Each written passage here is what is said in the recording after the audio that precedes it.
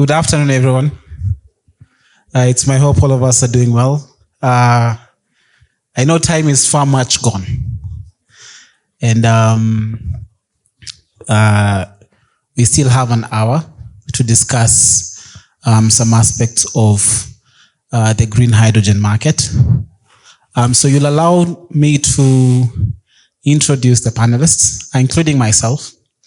My name is Erick Amkoa. I am a consultant at GME Global. My firm does consultancy on a range of energy issues, including energy planning, energy pricing, electric mobility, and things to do with new emerging markets like green hydrogen. I'm based in Nairobi, Kenya. With me is a series of panelists who are really making serious strides with regard to the green hydrogen ecosystem. I'll start with, at my very far end, yes. Or evening, okay, good. Good afternoon, my name is Kevin Mwangi. I work with GIZ as a senior energy advisor, specifically on the topics of green hydrogen and renewable energy, which is under the energy, transport, and climate change cluster. So we cluster topics on energy, transport, and climate change. Thank you very much. Thank you very much. The next one is Hanna. Hanna works for GHAK, German Institute. I think she can introduce herself. Hanna? Yes, Eric, Yeah, thank you. Good afternoon. My name is Hanna Ditmeyer, and I work as the head of the Competence Center Energy, Environment and Sustainable Economy at GHAK. That's the German Chamber of Commerce for Eastern Africa. Thank you very much, Hanna. The next panelist is Catherine Irura. She is the chairperson of the Green Hydrogen Association of Kenya and also the CEO of Sowitec, but I think she can make a better introduction. Yeah, thank you, Eric. My name is Catherine Irura. I'm the managing director of Sowitec Kenya. We've been in the green hydrogen development space, developing an 8,000 ton per annum methanol plant alongside a gigawatt portfolio in Kenya, Zambia and Zimbabwe for solar and wind. I also am the chairperson of the Green Hydrogen Association of Kenya, and I also serve as a secretary of the Electricity Sector Association of Kenya. I'm happy to be here. Thank you very much. The next one, we have Father Boniface. He deals with green hydrogen in Nyeri Hill Farm. I think he can introduce himself as well. Good evening, everyone. I am Father Boniface Mwangi from the Catholic Diocese of Nyeri. We run a coffee estate, large one, over 800 acres, and it's on this farm that we intend to implement one of the unique projects in green hydrogen for green ammonia. I hope we are going to have an interesting session this evening. Thank you. Thank you. Thank you very much. Just to break protocol, does anyone here have a challenge with the concept of green hydrogen? Will it be something that probably will need to be explained to? Yes, we have 1, 2, 3. Oh my goodness. 4. Amazing. So before we get to that, I'll ask one question to the panelists, and I'll request them just in 30 seconds to also explain the green hydrogen value chain. So panelists, this is just a 30-second conversation starter. Is green hydrogen the fuel of the future? From 2019 up to date, there's been discussions around green hydrogen being the fuel of the future.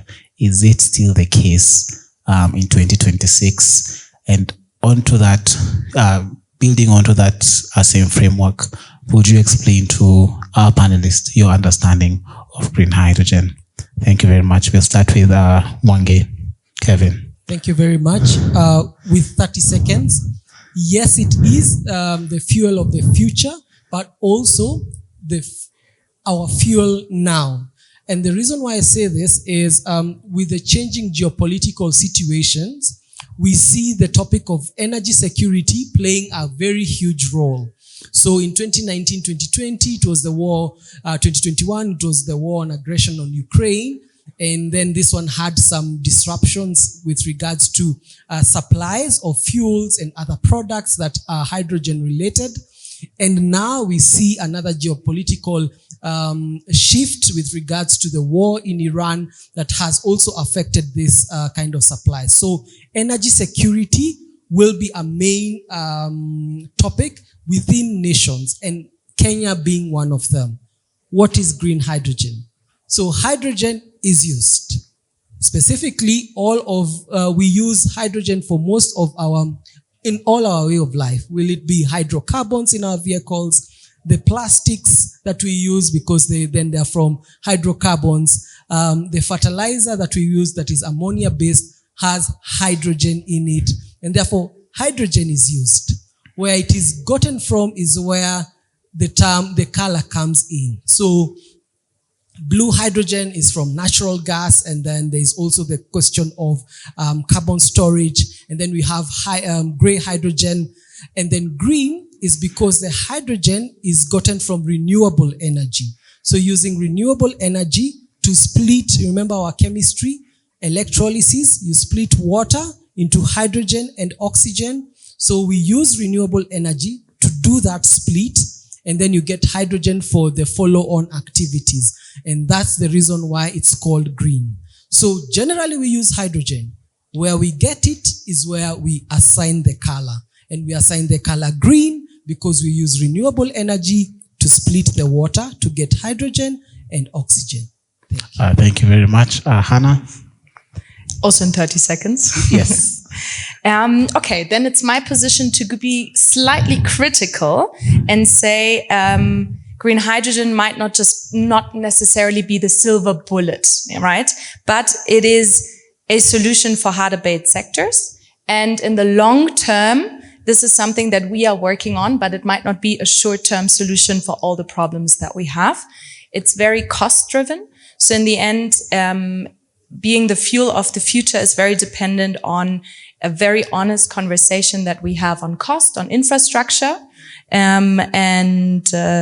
also, for example, on permitting processes. So that all kind of plays a role. And to add on your explanation on green hydrogen, we're talking about the green hydrogen economy, because there's a lot of different steps of the value chain, from producing it, from storing it, from transporting it, and then not only, of course, the production of green hydrogen, but also of further on products, PTX, power-to-X products, that include green ammonia, that include green methanol, and so on, which we will, I think, cover in the course of the discussion as well. Thank you very much. Catherine? I would like to agree with Kevin that it is a fuel for the present and the fuel for the future, depending on where you are in the world. There are so many projects we are seeing increasingly get into financial close, mostly in the global north, even some in Africa that are exciting. In Kenya, we are unfortunately still at kilowatt scale, but that is still a big win that we are establishing an industry locally that can produce commodities that we use in the market here, like fertilizer. So I think we are growing. As of last year, electrolyzer manufacturing was still growing despite all this uncertainty, both for alkaline and PEM electrolyzers. So it means everyone is taking a risk in the market. The manufacturers of equipment, developers such as Sowitec, and most of our members in the Green Hydrogen Association. So I would say it's a very present thing and also futuristic for most of us developers who are looking to get to financial close. So green hydrogen, what is it? For the guys who are interacting with it in the first time, he talked about commodities that we use every day here in Kenya: cement, steel, paint, acetone for those ladies who get gel nails, methanol. Some of these chemicals we use in our everyday lives, we import them here. And we have an opportunity because of our untapped renewable energy resource in Kenya to produce them from electricity.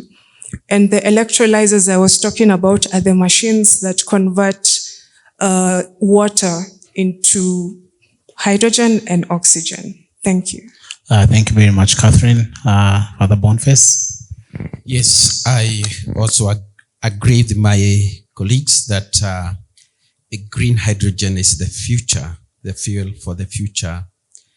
As far as the world is crying for renewable energy, and as far as we are talking about the UN sustainable goals, and then we see the technology responding to the issues of fertilizer, which is literally imported.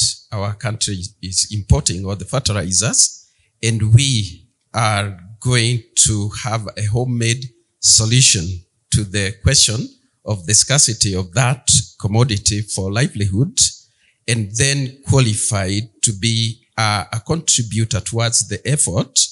I want to believe that, yes, this is the vehicle that is going to improve livelihoods, that is going to turn around the world. I think this forum need also to understand that in our case, we have an element that is so unique that in the process of generating hydrogen, for us, we are not losing oxygen, which in the long run is becoming more bankable as the discussions are already unfolding, because the oxygen that we're going to be to get us the byproduct will be processed for our use in the hospital. Whereas hydrogen is applying for seasonal commodity uptake, then oxygen is going to be the component that is going to make it more bankable than even what we're talking. It's all about how the modeling of the fuel is going to be relevant to our time and to the capacity where it is going to be harnessed. Thank you very much, Father Boniface. I think from you, you're speaking on a practical experience because they are developing a green hydrogen a project in Nyeri Hill. And one of the byproducts is oxygen. And I think the plan is to be able to sell the oxygen to nearby hospitals to be able to get some revenue for sustainability purposes of the project. So I think we'll get also into it a little bit later into how the economics of that project works. So are we all now a little bit familiar with what green hydrogen is? Amazing. At least now we are in good terms, isn't it? Now I'll go to Hanna. We've mentioned a series of industries that are benefiting or that can that basically can be involved in the production of green hydrogen. We've talked about petrochemicals, we've talked about agriculture, we've talked about, I think refining is part of one of the industries that can be looked into. For Africa and probably for Kenya, what are the commercial and industrial sectors most suitable for the development of the green hydrogen market? So there are several sectors that are being looked at right now, that have been looked at in the past, and also going a bit forward, seeing where does the market develop to. One of them is ammonia, green ammonia production, which is one of the most initial conversations to be had. And of course, you can go either on a scaled, like large scale ammonia production, or you can go in a bit more captive, a bit more smaller. And this is what Nyeri Hill Farm is doing, which is a bankable business model that they will be developing. So that would be one. And the positive outcome of that is that every fertilizer that Kenya is imported, that is ammonia based, can be substituted with the production here, depending, of course, how much will be produced locally. And so you're less dependent on fluctuations on the global market. So that's one. The second one is minerals processing to an extent. So you can make the steel industry greener by using green hydrogen. So this is something that is being looked at, I think, for a while now. If I remember, GIZ has been looking at this for some years. So this is something that still is being explored to see whether the industry is ready for it. And also, of course, there's a business model behind it. The third one would be export-aligned green ammonia and green methanol. But of course, so there's again this thinking about saying, okay, are we export-oriented, so we have to compete on the global market? Or do we first satisfy a local demand? So this is what Sowitec is looking at for green methanol production in Kenya. And then another quite different angle is that we look into selective long-haul transportation.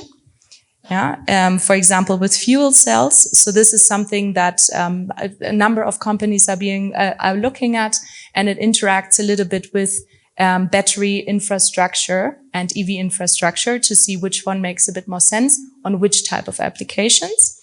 And then the last one that has been looked at for a bit, and there still is a lot to be done, is industrial zones. So industrial zones that are placed very strategically, let's say with a port access, with water access, with access to renewables. And then they could be the ones that do this more in an export-oriented manner, if, of course, costs align and this is competitive on the global market. Okay, thank you. Thank you very much. Would you like to chime in, Kevin, on this aspect? Yes, I could just pushed it also a little bit on the scale of how then does all these sectors also collaborate, and I think this was also the next question. Yes. That then if you see what Hanna mentioned about all these sectors, then there's a question of, for example, Father Boniface have a business model that is close to a B2B, where they have a farm that requires fertilizer, and then they also have a hospital that requires the oxygen. And we see in Kenya where it had been mentioned by Catherine that we are on the kilowatt scale, and it is because of this, that it is a business-to-business kind of activity. However, we could see large-scale projects being developed under these specific value chains, because the biggest thing that is coming out is their offtake for your hydrogen. So imagine if we co-locate the following. You co-locate your hydrogen project with also your ammonia for fertilizer, and ammonia for export and shipping fuel, and then a cosmetic industry, and also a chemical industry for dyes for your textile.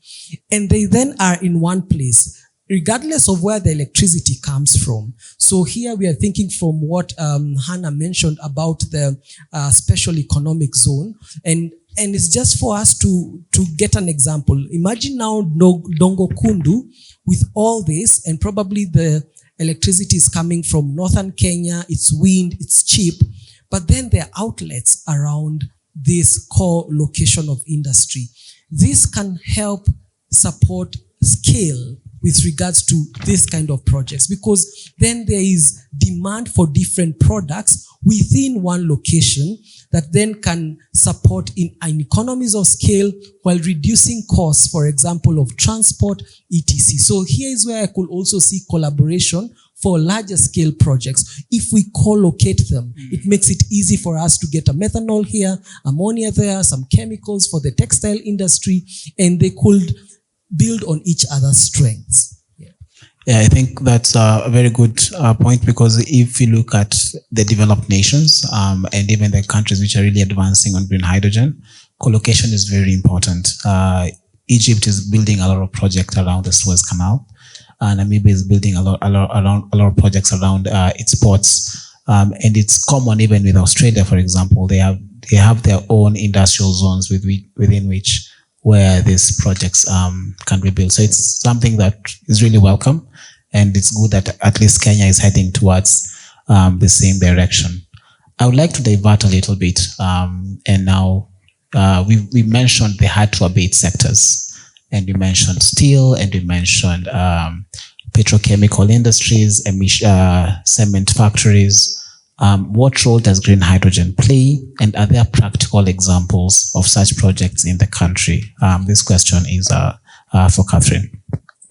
Yeah, thanks. There are opportunities and studies have been done in the sector for steel. to substitute coal or coke with hydrogen, which is produced from electricity. So we have a long-term low emissions strategy in Kenya that's even looking to substitute 40% of coal and HFO that's used in the manufacture of cement, steel, to substitute that with electricity. And you can imagine this now creates more demand for captive power in these sectors.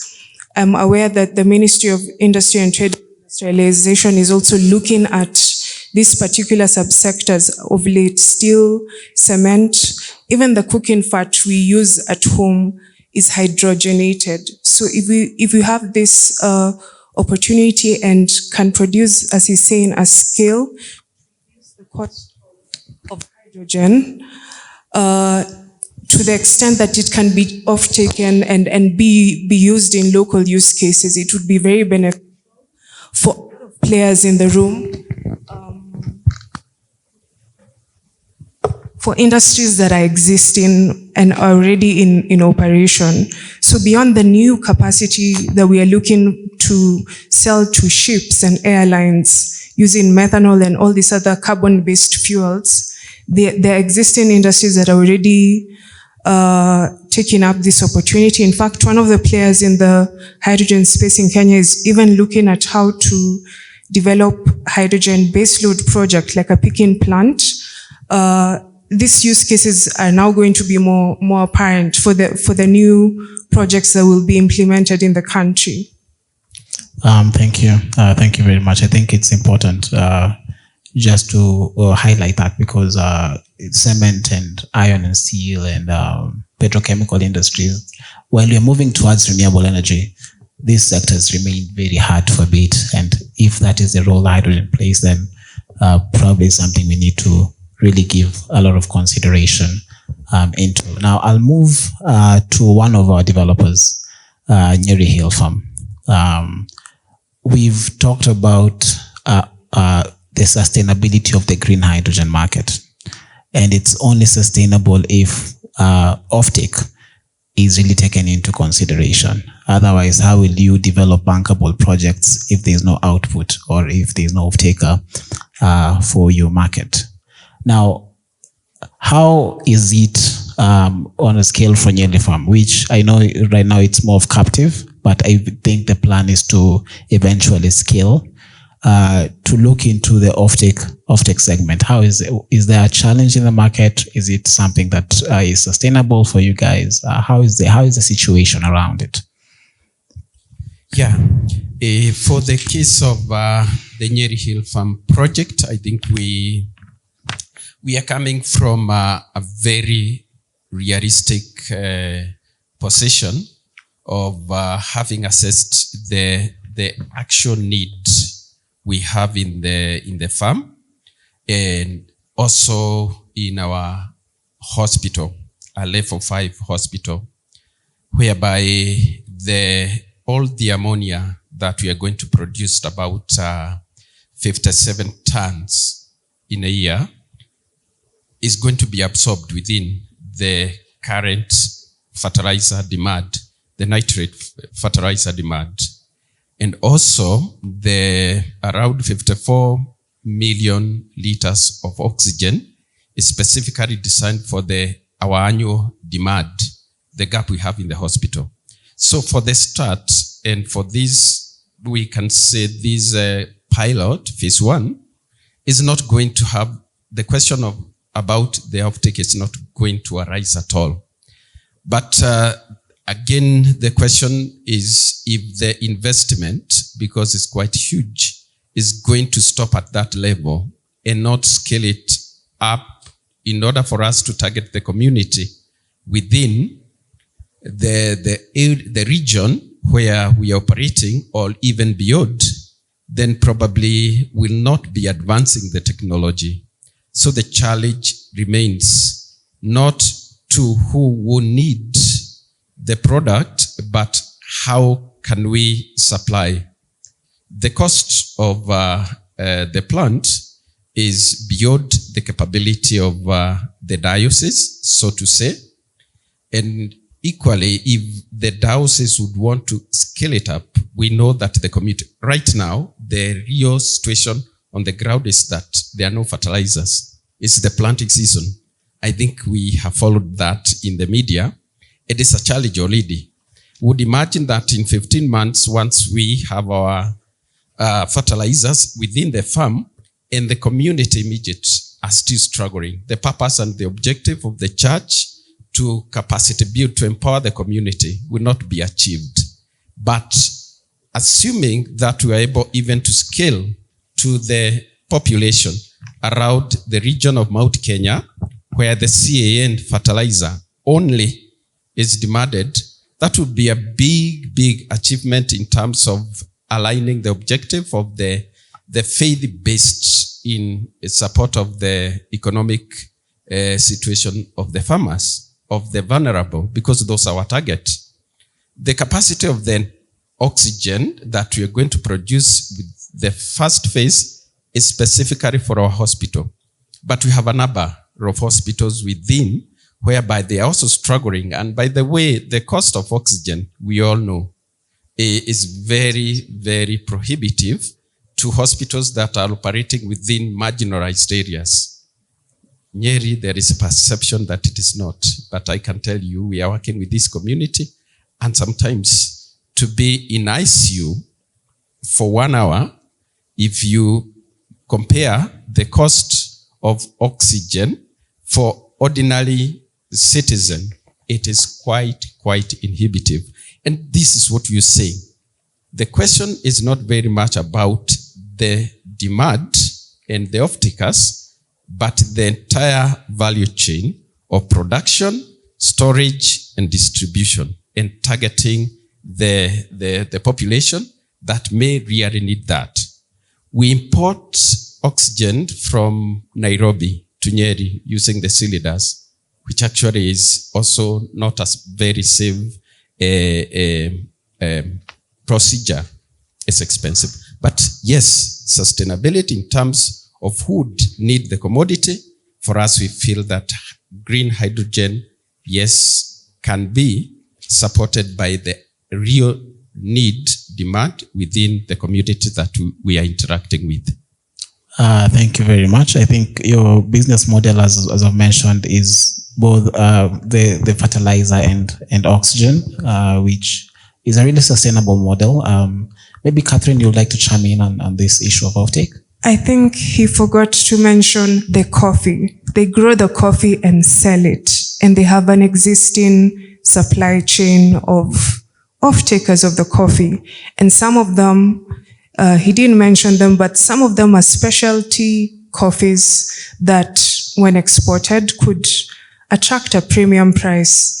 So this is a very interesting use case because they're internalizing the cost of the fertilizer, but are able to also sell their product to the market. So it's something also you need to, I think financiers in the room, the banks, DFIs look at when they're looking at offtake. They've been internalizing also the use of this fertilizer, and they are moving now to produce it for themselves, but for existing contracts that they have for offtake of the coffee, and with an ability, if they scale, to even sell more of this coffee, which could be available to us also here in Kenya for consumption, AA coffee. So that's something I wanted to also add to improve just your understanding on how much value could be created even for agribusinesses. Thank you very much. I know time is going very fast, so I'll try to rush this conversation, moving into a different segment on aspects of technology, system integration, and the economics of green hydrogen production. And I will start with Hanna. We've seen that there are different electrolyzer technologies that are being adapted towards the green hydrogen market. Different countries are using AEM, others are using other technologies, and even Talos. Talos was supposed to be here, but is not. Is using a different kind of system. So in Kenya, what are the most common technologies used in the production of green hydrogen on the basis of the electrolyzer, because RE is quite common all across.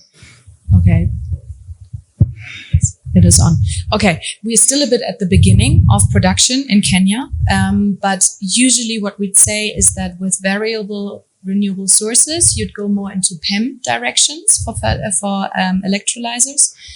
However, alkaline are a bit cheaper. So this is now the question whether Kenya is moving in the direction of having a very sustainable baseload power, which is anyhow the direction that Kenya has to move in the next 10 years. So this will kind of be favorable.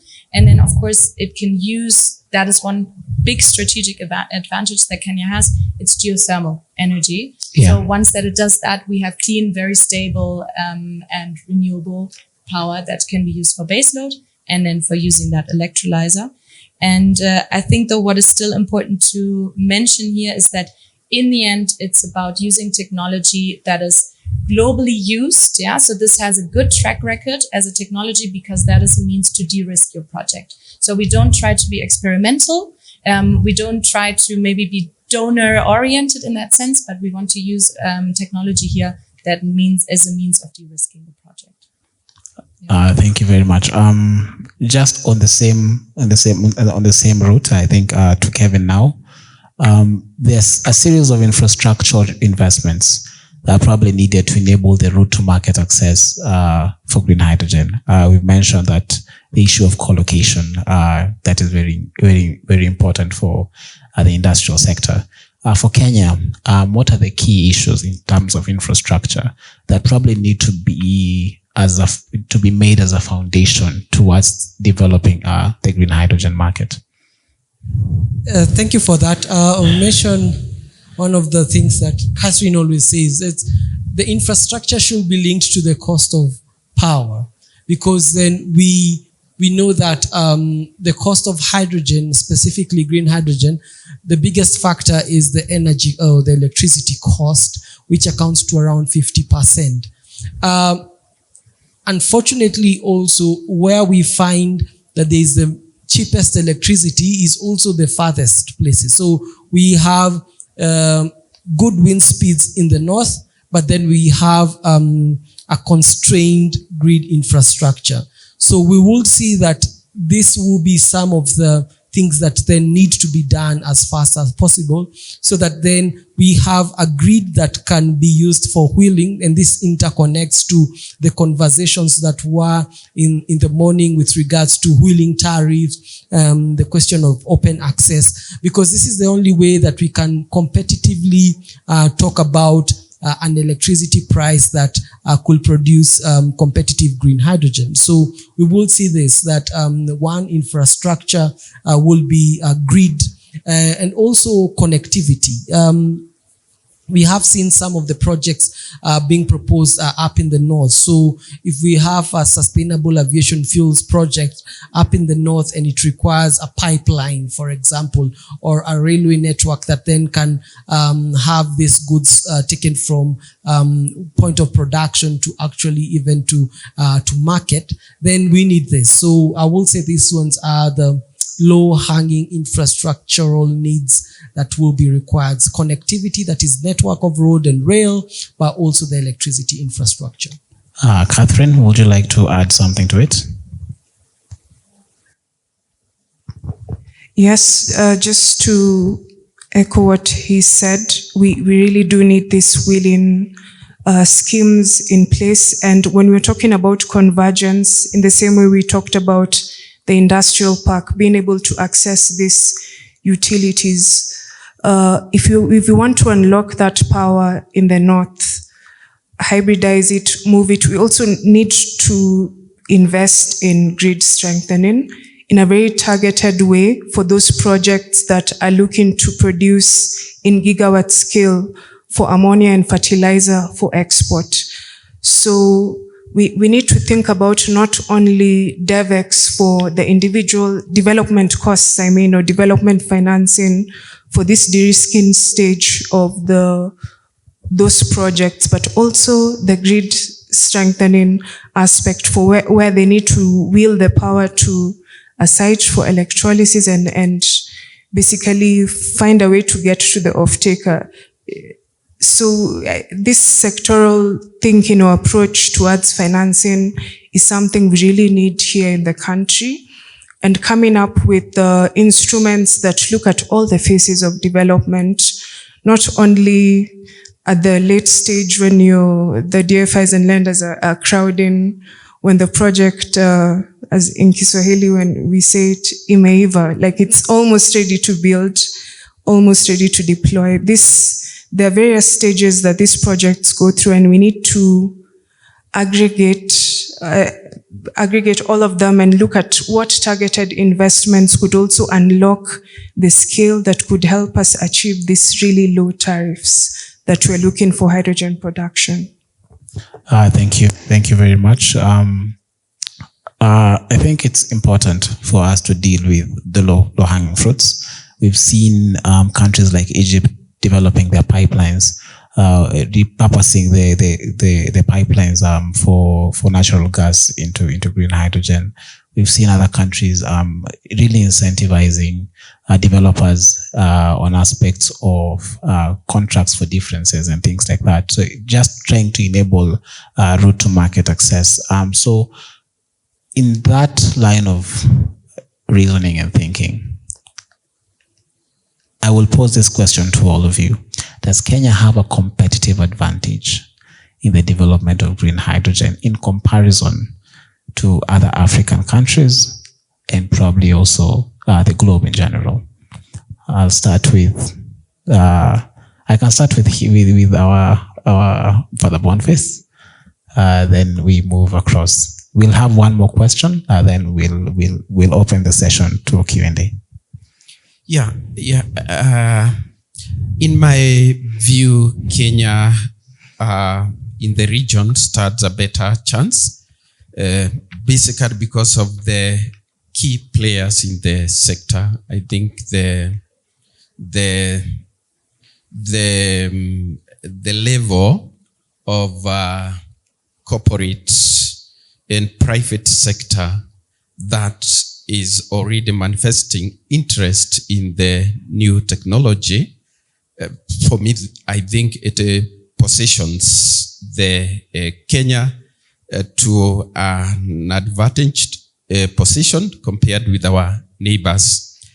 I would narrow down to where I belong in the faith-based. I look at the opportunity that a church can contribute significantly to exploding the opportunities, if only in collaboration with partners, different partners. And in this case, we are really very happy that the phase we are about to implement has been supported through the channel of a faith-based, through the church. And the church takes advantage of already existing infrastructure. For us, the water irrigation system, fertigation system pre-existed before the concept. The land and the agri-economic activities that we're already doing is an opportunity that we're not investing in. The offtake, the network that we have, in case today we are to target beneficiaries of oxygen or ammonia, and assuming that would proceed to phase 2 and produce granular fertilizer, the already existing network in terms of distribution, in terms of winning the buy-in about this, the connectivity, like now we are working with the partners locally and globally in terms of advocating for green coffee. Thank you, Catherine, because you brought it up. Our coffee already in that region of Nyeri is specialty coffee at the level it is now. By advocating for green coffee, not green beans, I think we already cut an edge because the people are going for that. They are buying the story. We are saying that our coffee, the bankability of our project is not just to accumulate, but to support livelihood, support families, to build communities. and also to contribute towards the global efforts. I think from where we sit, looking at the establishment, the government policies, I think the different bodies that you're already interacting with, advocating the new technology, the church already becoming involved in the social development of the people, and the generally well-established infrastructure in the country, I think we start better than others. And this, I agree that Kenya stands ahead of the only in the region. Thank you. Catherine? Yes, I agree. We do. In the region, we're the first country in East Africa that has a national strategy and roadmap. We have an active private sector with portfolio that they're looking to develop for both domestic and export offtake. We have some pilots in operation. So we are not starting from zero. We do have an edge. We just need to think through business models and build consortia, as he's saying, collaborating with experienced players in the renewable energy space in CNI, for example, to see how we can reduce the cost of producing hydrogen. CapEx-wise, there are very many interesting financial instruments that I imagine. KfW, P2X fund, though I know there's a question of financing, but bringing the investment costs down is something we can problem solve towards. But I think we are somewhere, we do have a competitive edge. We have this really gigawatt portfolio in active development in the country, both for grid and captive use, that we could direct to commodities. So we need to see how we can use that electricity as an asset to generate products that bring revenue for us, create jobs. And we also have started investing in skilling this green hydrogen economy already. So we are not starting from zero. We do have an edge in the region. Just need to see how we can optimize and reduce investment costs, having access to diverse financing instruments, and how we can do this together instead of individual project by project basis. Because in the markets that I've seen in Africa that have moved ahead, they have had both local and also individual project funding.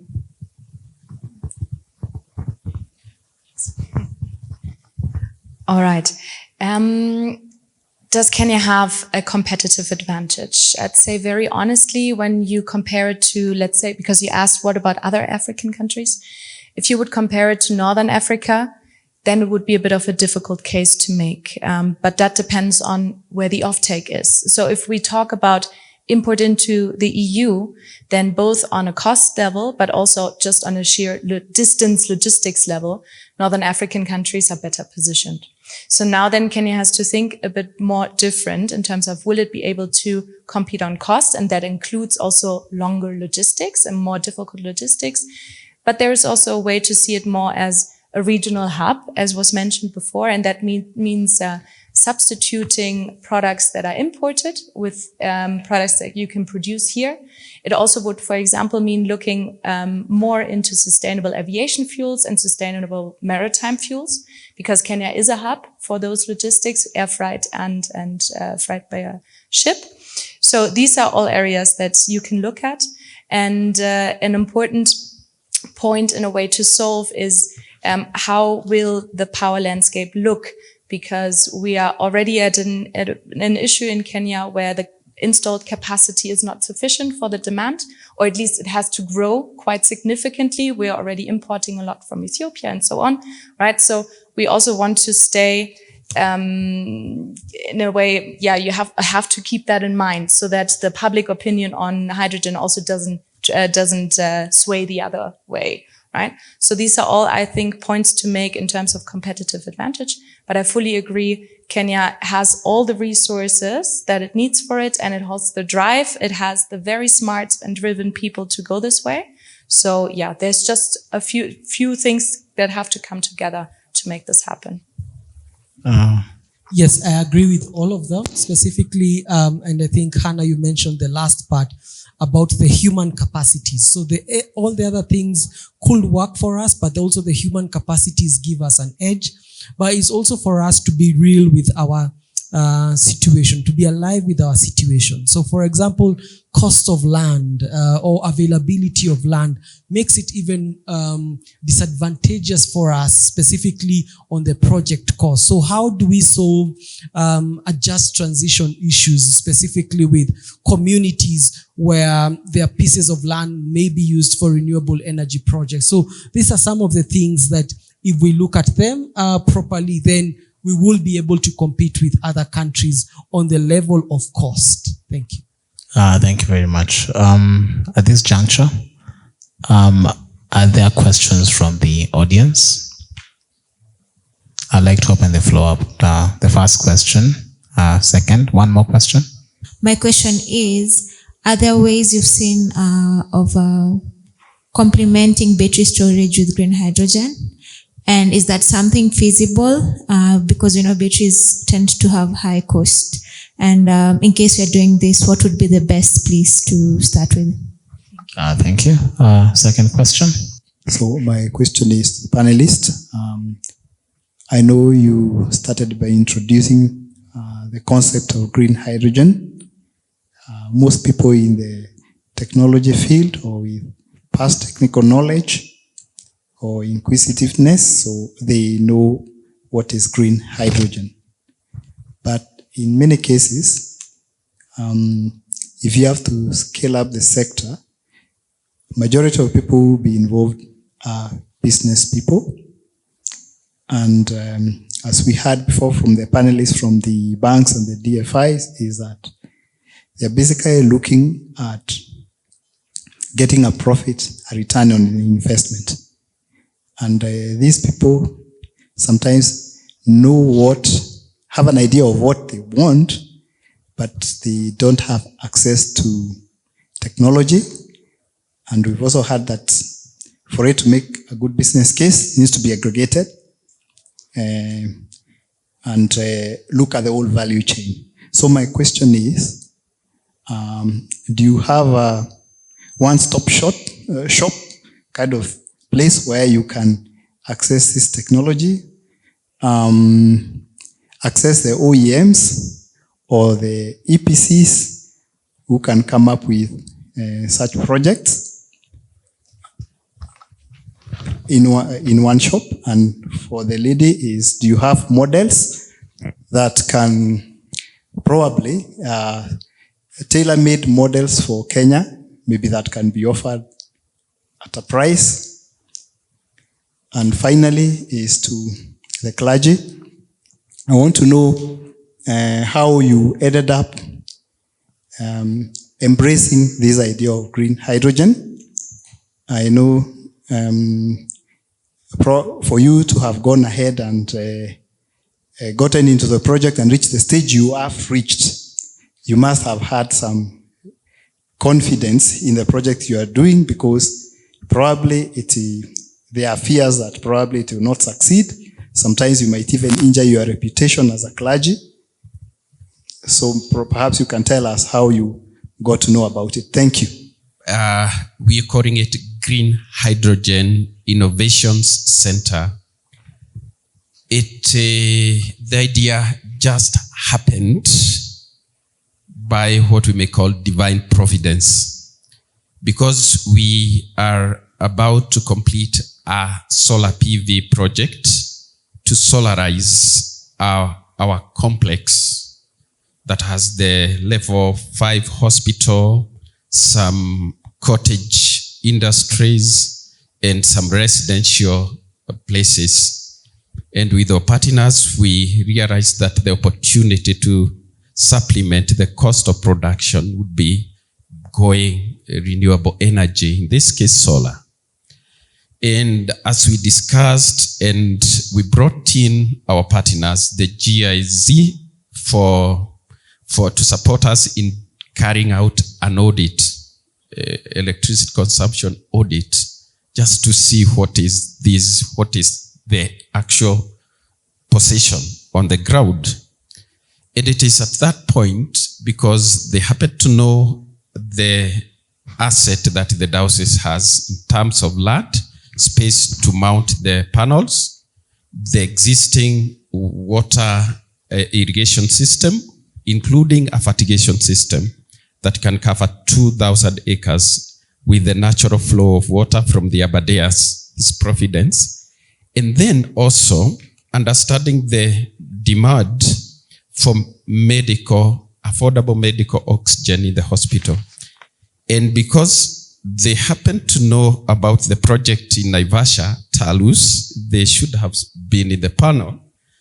Then they opened our eyes. We were blind. They said, you people, you have a better idea.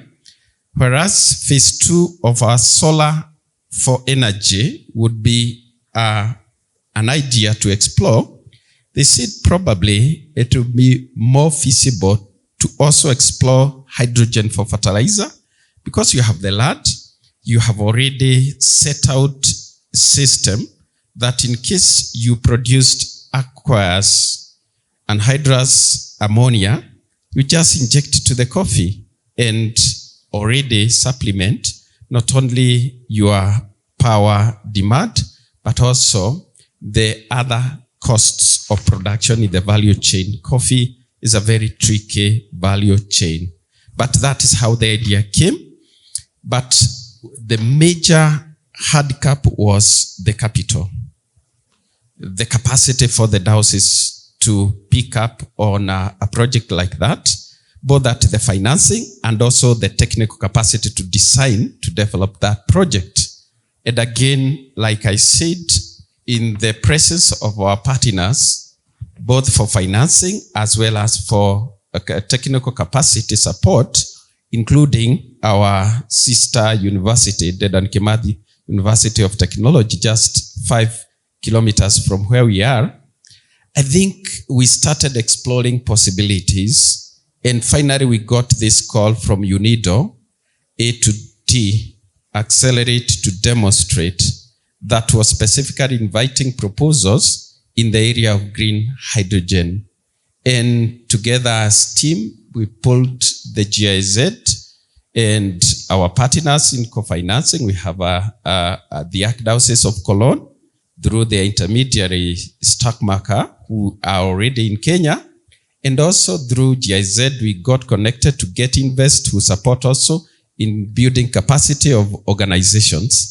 We were able to present a proposal that succeeded, and we were able to get a funding of $3.2 million with 20% co-financed, which also came from our other partners. The story is as good as that, as simple as that. But we are saying amazing. The church cannot limit to the farm of the diocese. Otherwise, it beats logic. Yes, we are able to make surplus from the farm, but the desired impact would be when this beautiful concept now explodes and impacts in the community around the region who are actually in the agriculture sector. Is that sufficient? Amazing. It's interesting because not too many churches are in the business of developing such projects. So yours is one of a kind, and I think other churches should learn from you. So Catherine, there's a question for you. I think you remember it. Yes, we do have Green Hydrogen Association of Kenya, which is now a collective of developers. We are also trying to get in more technology providers in the market. We have Siemens, who are already here providing electrolyzer technology. Bosch, even Rolls-Royce produces electrolyzers. There are EPCs already in Kenya that have been involved in construction of geothermal power plants and have experience in other markets like Germany, Fischner, for example. They have experience developing and being part of implementation teams of green hydrogen projects. So we do have that collective. We can link up on that. there are many things that Father Boniface mentioned that when he was talking about his story, he talked about technical assistance facilities, the EU Get Invest being an example. The FDB also has this Sustainable Energy Fund, TA, that they link when they give money for their projects, be it debt or grant. We understand we are working with investors, both local, international, and their business people, as you're saying. They're concerned on return on investment. So one of the things we do when you're doing our feasibility studies, as you alluded, is developing these financial models, modeling your cost of capital, additional grants you will get, revenues from oxygen, all the other byproducts.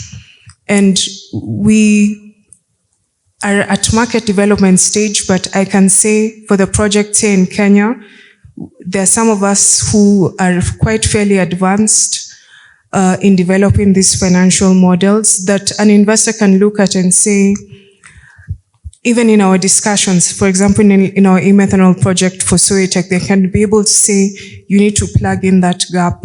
So we can share this information. There's some which is publicly available. I think at some point, PDP did a study that really took a deep dive for green ammonia. I'm aware GIZ will also do one maybe for sustainable aviation fuel. But beyond Kenya, these financial models I've also been able to look at for methanol that have helped me and helped our project tweak as we develop our financial models. They are costly to develop, but in the end, I think are very helpful for local investors who've been engaging with to see how they could participate in our project early, mid, or late stage.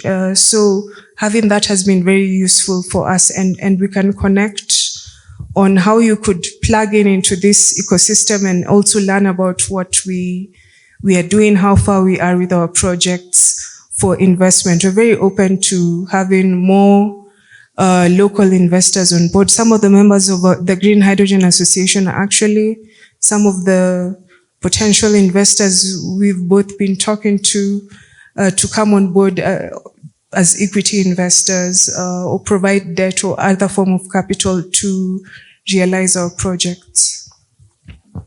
Thank you. Maybe Hanna and Kevin, you can speak towards the battery energy storage integration. Okay, Hanna. Yeah, I think there was a bit of a question for the one-stop shop, right? And tailored models to Kenya. And I wanted to add a bit here to say that in the end, if you develop a project, it's always in some form a tailor-made project, right? Because the site where you do it and the circumstances that you find define the project as it is. And if I remember well, in Nyeri Hill, it wasn't even foreseen from the beginning that you sell the oxygen to the hospitals.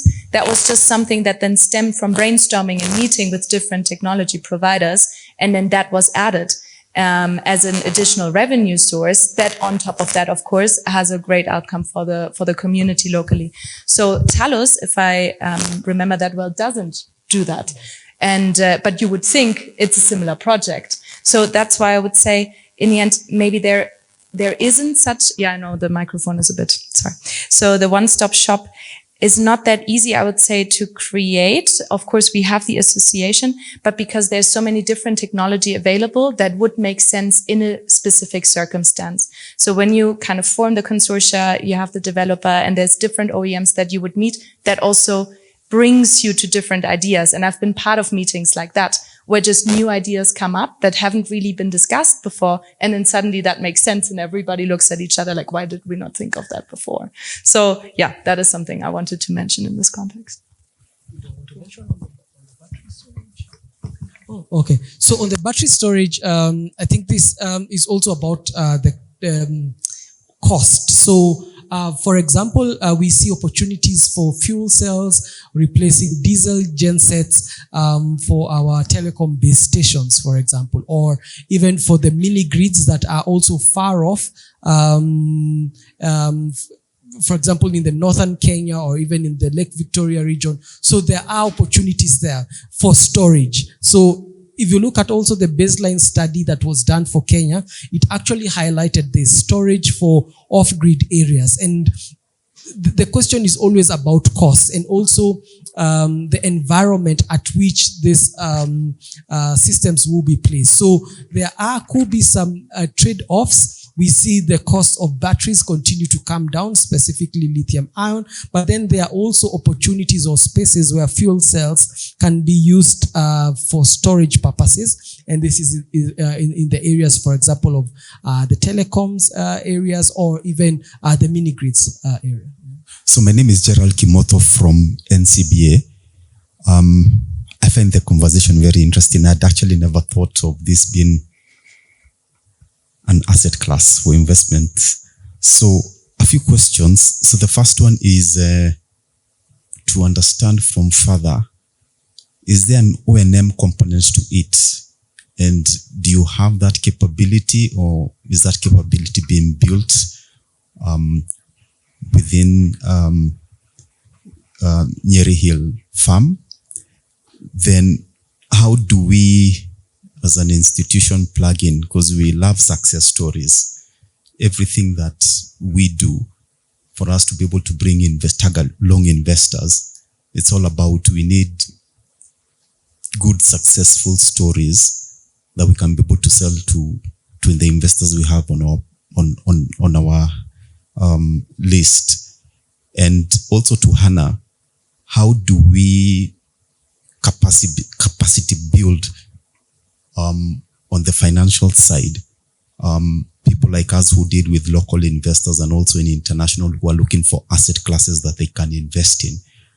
Our capability to be able to evaluate and analyze this kind of assets, and then be able to, are there de-risking instruments? Because investors here are very cautious of taking early stage risk. So if you can be able to de-risk maybe the initial 3 or 4 projects, then from there they can start thinking about what level of the risk can they start picking. Yeah, but again, very interesting conversation. We would want to plug in. As we have put it, there's a project, we're doing it in collaboration with different consultants. We did pick an EPC contractor, and we are developing an engagement contract that will cover all the areas, including operation and maintenance, and also all other guarantees and warranties that this project needs. Although the client is an institution, but the process, because it's basically new, we're not going to run the project. We have a technical board that has been constituted, collaborating different capacities in Kenya and out of Kenya. Because we would want that, because this is new and it's a very unique project, we want it to succeed and then becomes a school where we can learn. And then that will be serving to our objective of being the torch bearers. How do we plug in all other stakeholders? I think it is open. It is for the different players in the market to come to Nyeri Hill Farm, and we are extending this to everyone. Come and see the realities. You may not perhaps come directly in the hydrogen project, but the plant is serving other value chains within the church establishment. And I think this is how we cut an edge in the value chains. Somebody may come and say, all right, you're doing the fertilizers, want to build capacity in the area of financing, processing. Actually, the idea, maybe it's important to mention this, that this idea has pinned the board of management to start now thinking of the farm not in the line of production only, but also in the line of manufacturing. And this is what Hanna said, that we are contemplating, assuming that the idea of manufacturing fertilizers for distribution succeeds. Then we are talking about a special economic zone, but now integrate more other ventures other than the fertilizer. And that way, we see opportunity for the young people in Kenya, for employment, for different players in the sector and beyond. So I think the door is open. The only issue is that at the moment, we are still studying together with the identified partners at the period of implementation.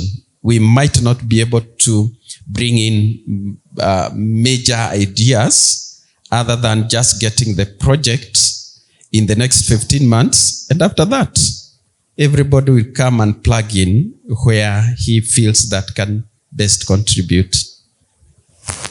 Amazing. Hanna, I think there was a question. Yes. Okay. Capacity building on the financial side is always a difficult topic, I feel, because it's a bit of a chicken and egg problem in a certain sense. And I remember from other areas such, let's say, energy efficiency, which has been around for such a long time as a topic. And it's still not that easy to know how to evaluate those business cases and how then local banks, for example, can come in. So there's definitely the same issue happening for green hydrogen projects.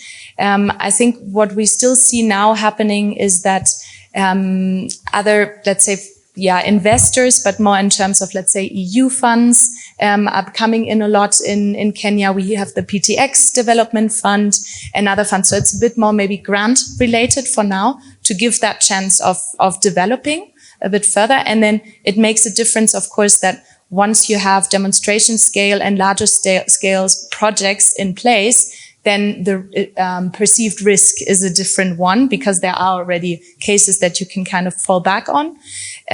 Of course, when it comes to exporting technology, there's also from the German side, but I know that other countries do the same, such things as export covers that could at least bridge a certain gap, right? So those ones have to be explored for sure.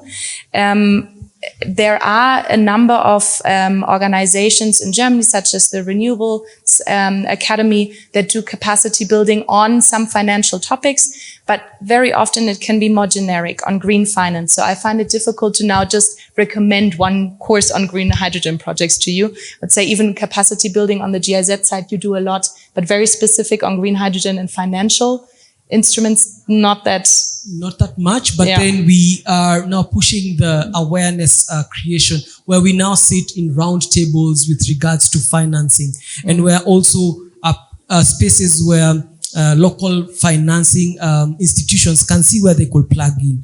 The question is always that local banking or financing institutions would like to see there's a commercial case. Is there a risk for them? And this being a novel or emerging technology, as Hanna mentioned, there's a lot of free money or grants that then are pushed in, or even government providing support. So like for the contracts of difference, so that then we can risk these projects a bit more. So we could see a trajectory or trend where when more and more businesses start becoming commercially viable, that then local banks will start coming in, and we could also see pension funds also coming in and putting in money for those parts of the projects that are not risky. So like renewable energy as you do right now, and also something like that. And then the riskier parts, then we could see a little bit of more grants that are coming in. There's an input from Catherine. Mr. Kimoto, I think we can talk. These early markets can work. We don't need to wait for 4 projects to be implemented. And there are very many good examples we've seen from other early markets in sub-Saharan Africa. You could argue they have a mining base. They have experience deploying funds for captive projects. And there's some pilots in operation in those markets. But We've seen, like in South Africa, Sanlam Investments putting in money in the national fund, crowding in money also from the EU through their South Africa fund. Namibia has the same story where they were able to cluster funding from the EU and other climate fund partners for local finance, being able for some projects like Hyphen in Namibia, getting credit from AFDB as well for the project. I think they got some pre-investment loans of around 10 million USD, some CAPEX, DevEx or development stage financing of around 25 million. Imagine Namibia.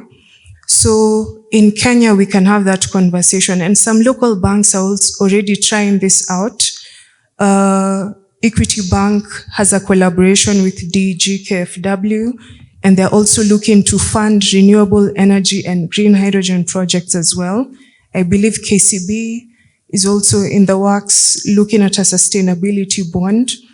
As a bigger subsector, we've also been looking at a way we can cluster and aggregate our portfolio and work collaboratively either with the NSC through a green bond initiative or a similar fund to what we are seeing in these other markets to attract various different types of funding. And for a commercial lender like you, if you have a credit line from IFC or another DFI in a project consortium for a project that's been done, full due diligence, we have very many operational plans in Kenya for wind that have gotten funded from major development banks. Even KfW has been part of the move here in Kenya to do feasibility on green ammonia. So there is space for you, and we can have a conversation on how you can plug in as well. Thank you very much, Catherine. I think we were to get into that session, but I think we've really discussed it in detail. De-risking and financing green hydrogen projects, I think, is one of the largest challenges the country currently faces.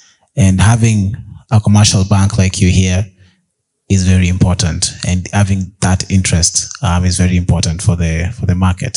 So as having equity, getting in, that implies that there's a future in the green hydrogen space. So we'll just, as a parting shot for all of our panelists, it will just be like, in the next 1 year, I would like you to answer this question. In the next 1 year, where will the green hydrogen market be in the country? In the next 1 year, think about it. Where will the green hydrogen market be in the country? So that will be our parting shot. Then after that, we'll take some photos and we'll release everyone for some tea break. For me, I think it will be construction of Nyeri and also the Kaishan project. So I think we will see development of 2 projects, hopefully. And then as we also see acceleration with other ones that are being developed. Thank you very much, Kevin. Did you say 2 years? I said 1. 1 year. Okay. It will mean that everyone that knows each other in this sector, and we've met quite, I would say, frequently. We were joking the other day about being alumni, but we're not yet. But in 1 year we will be, because there will be more projects. Amazing. Building on the experience of these 2 projects being built, we will have access to more early stage capital that will get more projects to FID and create value for everyone in the room, whether you're in renewable generation or electrolyzer supply. We'll see some growth, and I'm really looking forward to that. Thank you very much, Catherine. Father Mwangi. Yeah, thank you very much. My prayer and wish is that in the next 12 months, this conference is going to be organized in Nyeri, and we shall have a concrete case to learn and demonstrate so that we can replicate the same to all other corners of the earth. Thank you very much. Amazing, amazing. Can we give a round of applause to the panelists? It was really amazing. I would also like the congregants to give yourselves a round of applause for staying up to the final minute. So now I think the next session will be there's some tea and some snacks out there for you, so you can go and take some tea as you do some interactions. But for the panelists, there'll be one photo and then you join the rest. Thank you very much.